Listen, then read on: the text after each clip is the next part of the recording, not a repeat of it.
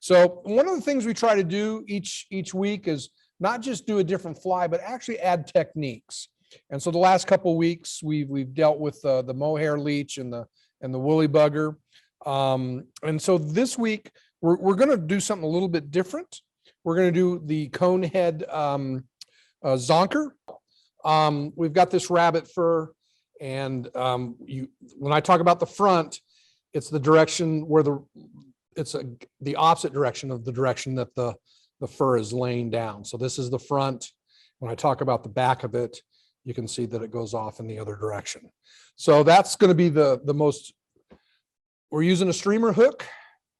We are also using some silver wire. It's size called brassy. It's an ultra wire. It's called brassy and it's silver. Tonight, we probably should be using a little bit bigger, but I didn't have any. We're using 020 lead wire for some extra weight. And something to remember is that if you're some states, you cannot use lead like California. And so they do make a lead-free wire. The difference is it's not quite as heavy. It's not quite as heavy as the lead wire, but it does help get it down. We are using sparkle braid. Sometimes it's called flat braid, and that's going to be for part of the body. We also are, the first thing we're going to be putting on will be these conehead beads, and you'll see that better when I put it on. You can they're shaped like a cone. And then last, at the very end, the last step will include some dubbing. You guys have dubbing. I believe I set it up so your guys is all matches the rabbit fur. I ran out of that, so I'm kind of using a little bit different color dubbing. I like this, the dubbing. Most of you should have the dubbing with some of the flash. Some of you have the plain rabbit dubbing that doesn't have any flash in it. That's okay. Most of you, though, should have some of this flash here, which is called ice dubbing, and it adds a little bit to it. So I'm going to go ahead, and so we have our 3X long streamer hook. It's not a real long one. You can use longer ones. I like to, like I said, pinch the barb down ahead of time. And so I use a pair of pliers and just come in and a little needle nose, pinch them down. Again, like I said last time, some areas you've got to do more than that. File it off or use an emery board to make sure there's no snags in it. Put it into our vise. And again, do it tight enough so that you can do that without it moving in there. Actually, before I do that, I have to put my bead on. So as we're putting the bead on, my big fat hands aren't working that great. So the front end of the cone, you'll put it over the bend of the hook so that as it goes on, that bead is coned towards the front, okay? So the first thing we're gonna do is put our lead wire on, okay? And so this is our lead wire. And so what you're gonna do is we're gonna wrap it hold the left hand, wrap it real tight wraps close to each other, 8-9 times in front of each other. You can slide this back a little bit so you can see it. You can kind of push it together. And because it's a little bit smaller, instead of 8 or 9, I'm actually going to put about 12 or 13 wraps, nice and tight. When you're cutting metal like this, there's a couple different things you can do. One, you can do what's called a helicopter, where you just wrap it around like that and it breaks off, and then put that up there. But if you want to cut it with your scissors, I highly recommend that you cut in the back part of your scissor. Cut with this part back here instead of up by the tip, because it's really going to dull your scissors very quickly. And I have found that, especially for beginners, it's a little bit hard to do that helicopter to pull it off. Now what we're going to do is we're going to push this all the way up inside the bead there so that it holds that bead in place. And now we're going to go ahead and do our thread. We'll cut the tag end off. Again, for those who haven't been in the class before, we let the thread hang down and we do all of our cutting on top. And so we're going to go ahead and wrap over that lead wire to help tie it down into place. You can also even put a little bit of the head cement or super glue in there to hold it in place. You don't need to, but some people like to do that. Okay, so then the first thing we're going to do is we're going to take our wire and we're going to tie our wire in. And so we're going to start it right behind where that lead was. Keep it all on the side closest to you and wrap it all the way back to the bend of the hook. And then we'll wrap it back to the forward again. Okay, and we'll let that hang off the back of our hook. Now we're going to take our sparkle braid, and again we're going to tie. I don't like that ragged end very much, so I'm going to cut it off. I'm going to tie it in again right behind where the lead wire was, and again wrap it all the way back to the back.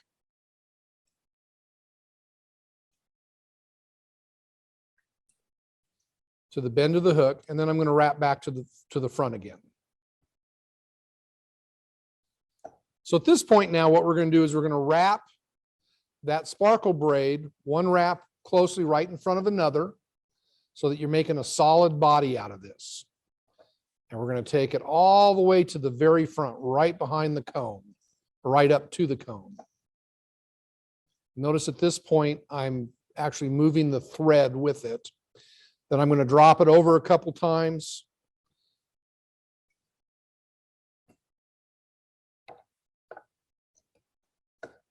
Tie it in so that it doesn't come off.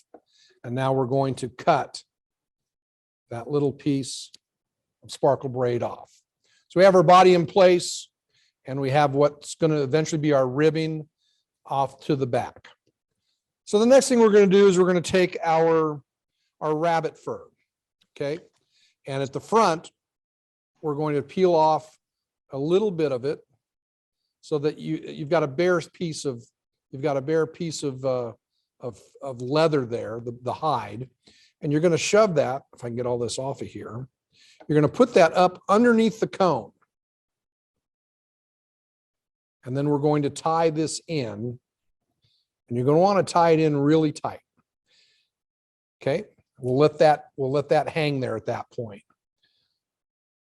So we have this fur sticking up like this. So at this point, it's much easier to work if you wet your fingers and get this to stick straight up. And now what we're going to do is we're going to take our wire. So right back where the wire is, you're going to split the fur. And again, when it's wet, it's much easier, and you're going to wrap it over the top, making sure that you keep that fur on top. Then you're going to go ahead and go a little bit further forward. And this takes a little bit of work. And you don't want to go, you're going to kind of do a little bit of loose wraps. You don't want to tie the fur down, so you want to go where it's split. And then pull anything that might be cut down. Pull forward again a little bit, put a little bit more fur, maybe, just an eighth or maybe a little less than an eighth, depending on how big a hook you have. Keep that on top. And again, pull a little bit more up front. And wrap this like that. Pull it up, pull any of the stuff that might have been tied underneath out. This will probably be our last wrap here. Put it underneath. Pull everything out. Then we're going to pull this up, do a couple of wraps right behind the deal. And again, drop your thread over it to tie it down pretty good. Do a couple of wraps in front. And now you can go in and cut this off. And again, use the back of your scissors. And so now you have this. Then give it a little bit of a tug to kind of stretch that leather. And then looking at the length of the shank of your hook, you're going to go back between 1/2 and 3/4 of the length of the shank, just kind of eyeball it, split it so you're not cutting the fur, and just reach underneath and cut just the leather, not the hair part. And then when you pull this back, you can see you've got kind of a pointy tail that pulls back off the back. And so that's going to be your overwing like that. I've got some fibers sticking out, stuff I pulled off. So now what we're going to do is we're going to take our dubbing. We're going to pull a little bit of this out, and we're going to twist our dubbing around the thread, and only do it in one direction. And, you get it around it, and we'll make kind of a noodle that's probably about 3 or 4 inches long. Try and keep it even. And we're going to wrap this right behind that. When you get what you think is a nice collar, then pull that back a little bit, do some wraps in front. And then we're going to do a real quick whip finish. It's a little harder to do this whip finish behind there. Pull it, and then you can cut it off. And then what I like to do is go through and pick some of this out. And again, we've got you can pick it out with your bodkin. I have that handy dandy Velcro on a stick, but you can also take your bodkin and pull some out. And you can see you get a nice halo type effect. And then when you pull it through the water, it will go ahead and help give a little disturbance. It'll undulate a little bit. And so this is basically what we call a BHZonker. I'm noticing this rabbit fur I'm using, and I think you guys got the same stuff. Many of you did. Not very thick. Normally I like it a little bit thicker than that. But when it goes through the water, it'll tail out like that. When I get it wet, you can kind of see what it's going to look like. It's got great motion. This is good for fishing in a lake, for larger trout, bass, wipers. It's good for swinging in a stream, for steelhead and trout in a stream. I've actually even caught some smallmouth bass in the river above South Fork, the first couple 100 yards above the culvert. They like to get back in there in late June, July, and August. And so I've caught that. And you can tie this in a variety of colors. One of my favorites would be a black top, a red body with red wire. And then I will use a black with some red sparkle in it for my collar. So that's our conehead zonker with a collar. Okay, so now we're going to do it as a group together. So take your hook, put it in the vise. Actually, first thing you're going to do is put the bead on your hook. So we put the narrow end of the conehead bead. I got big fat fingers, but the front end, the bullet end of the bead goes on first. Slip it around over and I just dropped one. Slip it around over the hook. Put it in your vise, tighten the vise down enough so that that's not going to move on it. And we'll put that up to there. Once everybody has their bead on and the hook up there, would you let me know, Bob or Greg?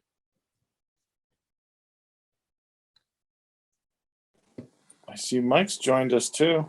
Ah, yay. For those who don't know, Mike Mott is one of our other Angler Ed volunteers. And just because I'll keep him from sounding like he's bragging, he also is the state record holder for rainbow trout. Caught it in February of 2011 in the collection ditch, and it was 16 pounds, 8 inches. or excuse me, 16 pounds, 8 ounces, 30 inches long. There. And again, if you level this out a little bit more, that bead is more likely to stay on. Mine doesn't look like it's quite as level because I'm shooting at an angle. Here, I'll angle my vise for you. Everybody look like they got their hooks in with the bead on, Bob? Yeah, they do. I was just waiting to not interrupt you. Okay. So now we're going to take our lead and we're going to take that lead wire and we're going to put it, again, normally I'd use a little bit bigger, but we were out of the larger size. So hold it and we're going to wrap one in front of the other nice and tight. We'll probably do about 13 or 14 wraps. Doesn't have to be exact.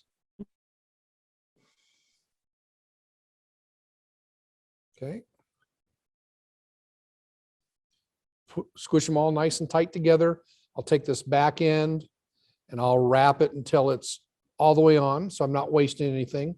I'll take this front side and kind of helicopter it till it breaks off. And then I'm going to push it all the way to the front so it holds that bead in place. So when you're done with that, let me know.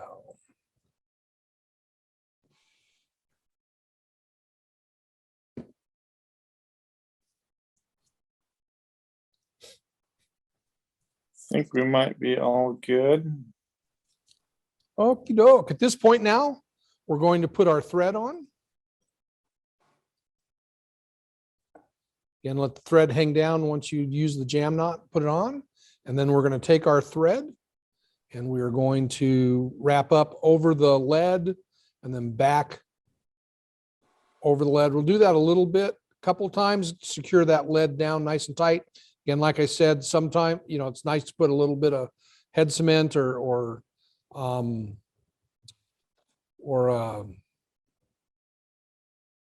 super glue there. And then we're just going to build a little bit of a ramp. If you look at it, so that we don't have an abrupt change in diameter, I've kind of ramped it down.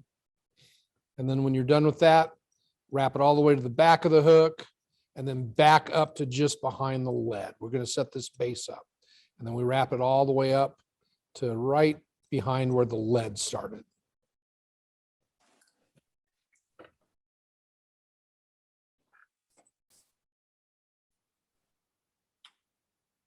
I think we're all there, Joe. Okay, so now we're going to take our silver brassy wire and we're going to start it right behind that lead and we're going to wrap it. And we're going to wrap all the way back to the bend of the hook. Again, this is a streamer that we want to sink, so putting a lot of extra weight with this thread, wire, lead is not a bad thing. And then wrap again back up to behind right where the lead starts.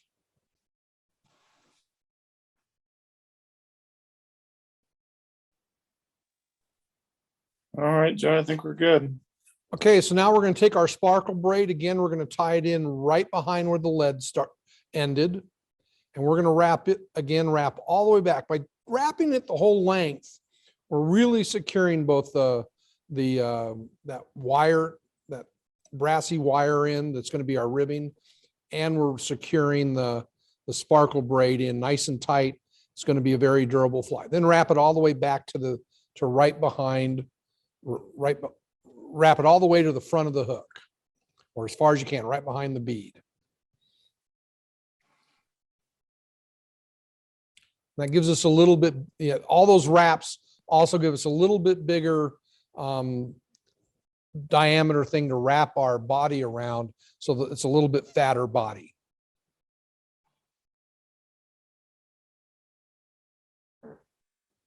I think we're good, Joe. Okay, and now we're going to wrap our sparkle braid, starting at the very back, one tight wrap in front of the other so that we're making our body.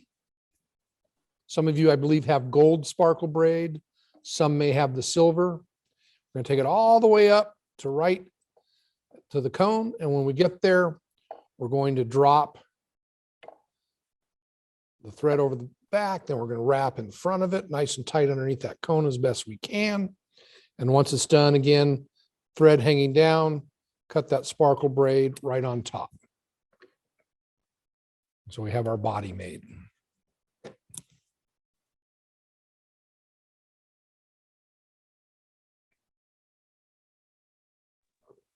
think we're good there, Joe. Okay, so the first thing I like to do is take my rabbit strip and Zonker strip, and I like to stretch it. Give it a good stretch. Now what we're going to do is we're going to take about the front 1/8 inch and clear the hair off of it. Just kind of pick it out. And then we're going to shove that up underneath the cone, all the way up underneath.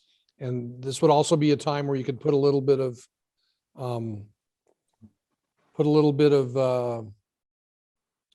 super glue or something like that on. Make sure you keep that on top as much as possible and tie it in.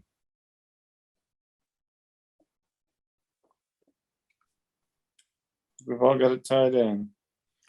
Okay, so now we're going to wet it, get our fingers wet and wet the fur. Get it standing straight up. And again, we always go, we're winding over the top. Right above where the wire is, we're going to split it and we're going to run the wire over, being careful not to trap any hair underneath. Keep that on top. I'd like to do this to get, if there is any hair trap, to kind of pull it out from underneath and pull a little bit in front, about 1/8 of an inch in front. Keeping the wire tight. That's the trick, keeping the wire tight this whole time. And again, pull some more out. Then go a little bit further in front. We're probably doing about 1/8 inch between wraps. Oop, that's trapping some. So I backed off a little bit, go underneath. Again, pick it up. Make sure you're keeping that fur on top.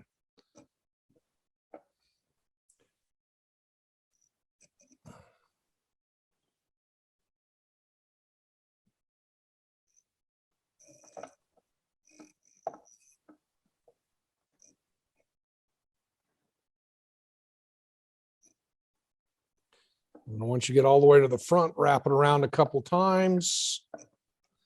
And then take your thread over the back, give it 2 or 3 good wraps. Then pull it back, wrap in front of it a little bit. And then at this point, you can cut your wire. Again, use the back part of your scissors. So go ahead and do that.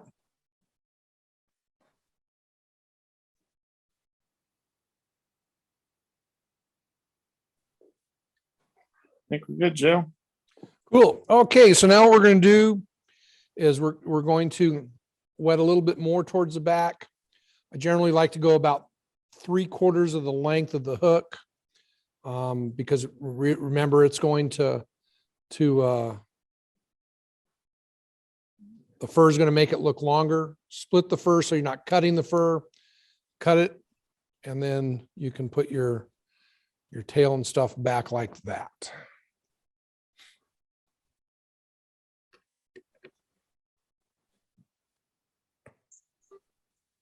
Good to move on, Joe. Okay, so now we're going to take our dubbing and we're going to pull off a little bit of it like that. And we're going to pull some thread out and make what we call a noodle. Again, we always wrap in one direction. Don't go back and forth like that. That doesn't work. Keep it going in one direction. Get it about 3 or 4 inches long. And then we're going to wrap it around. And then once you're done wrapping, just let your thread hang for a second. This shouldn't take too long to do. If you find you don't put enough on, you can always pull some more thread out, add a little bit more at the end. Or if you find you have too much, when you get done, you can pull it off. Pinch it and pull it off. Yeah. Most of you have way too much and real thick noodles going on there. Some of you can't really see everyone's too clearly. There is no. Less is more in the case of dubbing. Make really thin noodles.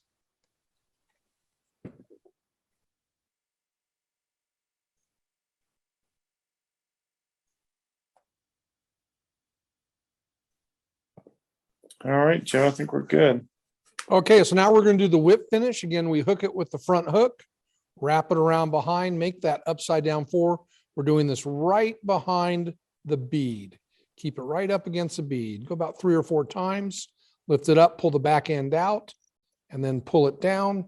Once you're to that point, this is where you can actually snip your thread nice and tight up against there. And then you can take your bodkin and start pulling some of this dubbing out to give yourself a nice good halo there. And make sure you're not just doing the pulling out on the side where you're at, but kind of all around it.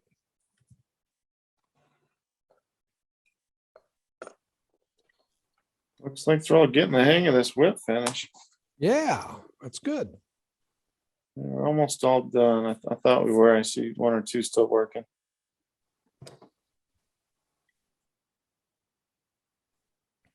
I think we're all done now.